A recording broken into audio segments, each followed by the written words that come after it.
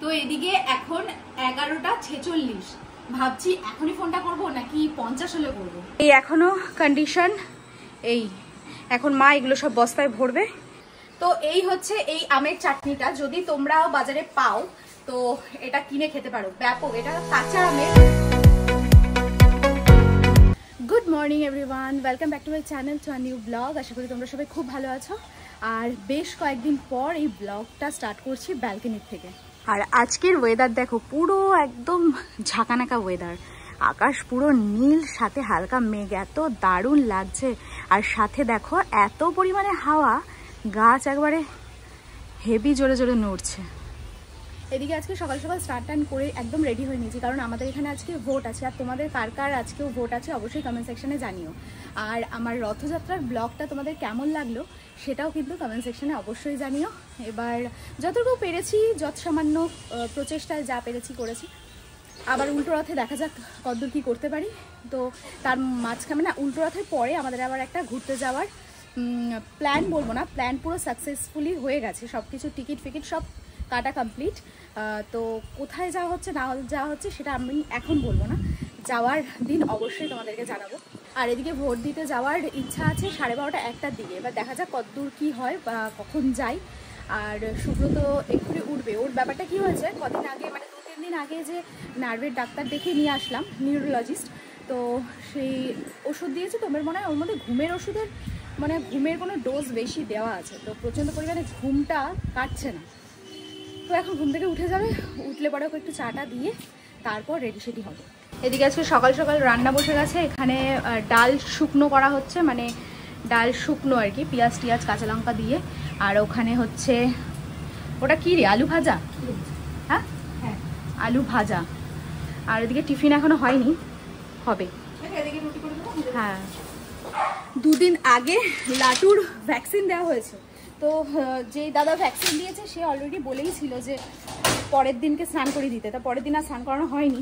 তা কালকে রাত্রির থেকে দেখি প্রচণ্ড অস্থির হয়ে গেছিলো স্নান করার জন্যই, নাকি শরীরে একটা জ্বালা পোড়া জানি না। আজকে স্নান করিয়ে দেওয়া হয়েছে। এই দেখো ব্যাটার পরিস্থিতি দেখো, এখন ঘরে আসার জন্য অস্থির হয়ে গেছে।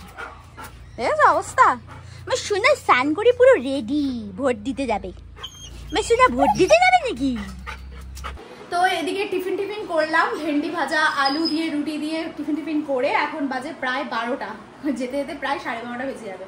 তো রেডি সেডি হয়ে নিয়েছে, সুব্রত রেডি হবে, গিয়ে দিয়ে আসি, গণতান্ত্রিক অধিকারটা একটু ফলিয়ে আসি, তারপরে বাড়ি আসবো। আজকে আর দোকানদারির কোনো বালাই নেই, কারণ এখানে একটু গরম গরম পরিস্থিতি।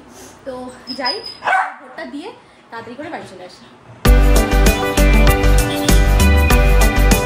রেডি সেডি হয়ে বেরিয়ে পড়েছি, চট করে ভোটটা দিয়ে আসি। আর যদি ভিড় হয় ওই নিয়ে একটু চিন্তাভাবনা চলছে, যদি ভিড় হয় তাড়াতাড়ি রোদের মধ্যে দাঁড়িয়ে থাকতে হবে। তবুও আজকে রোদের চাপটা একটু কমই আছে, মানে টেম্পারেচারটা কম। দেখা যাক কি হয়।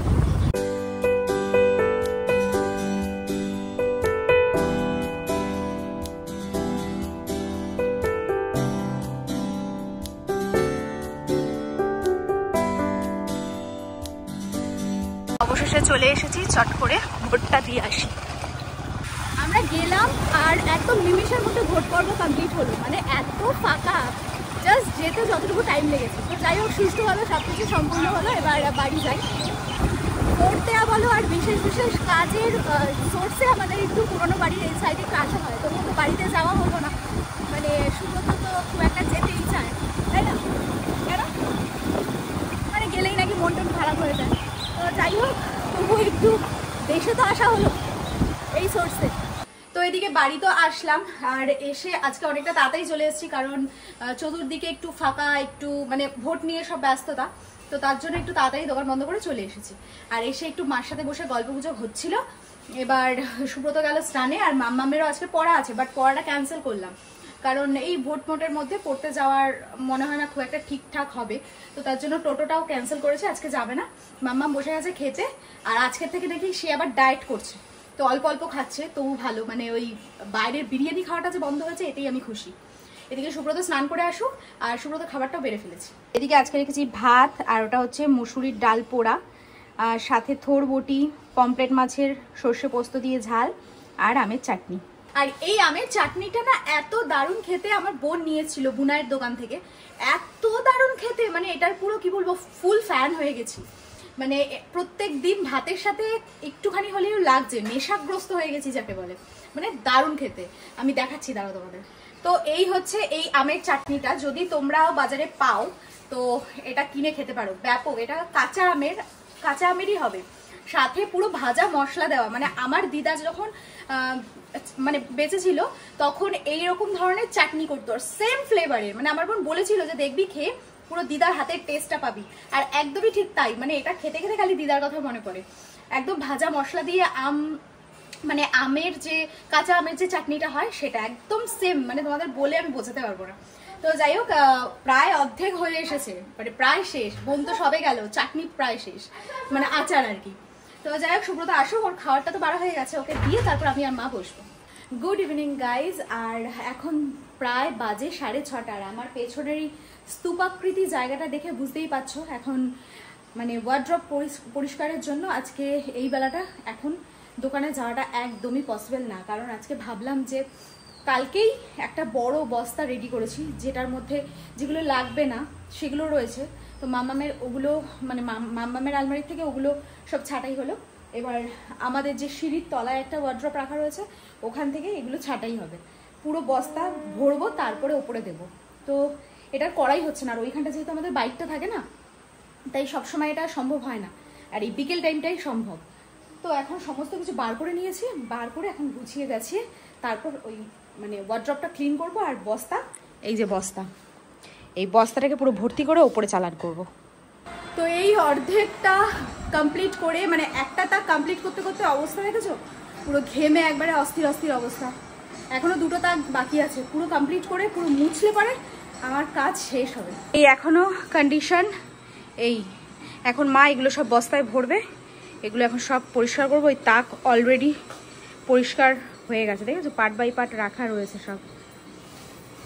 সো ফাইনালি সব কাজ কমপ্লিট করে একদম কোনা কাঞ্চিগুলো ঝাড় দিয়ে, অ্যাকচুয়ালি লাটু ছোটুর মানে এত পরিমাণে ওই লোমগুলো ওঠে, এবার কোনায় কোনায় না ঢুকে থাকে, বোঝা যায় না।